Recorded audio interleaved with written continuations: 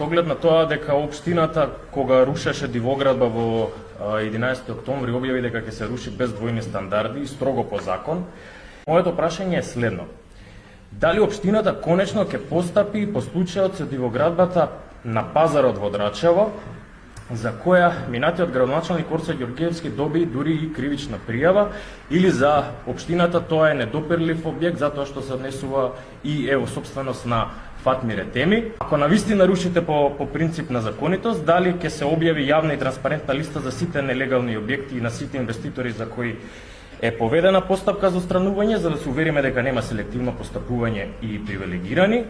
И најважното прашање е како се дозволи рушење на објект со азбестен кров без почитување на пропишаните безбедносни правила.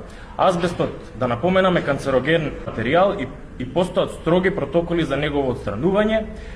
Барам од градоначалничката да ми одговори кој е одговорен што азбестот се кршеше, се распаѓаше и се ширеше во воздухот без заштита и дали ќе има одговорност за овој пропуст.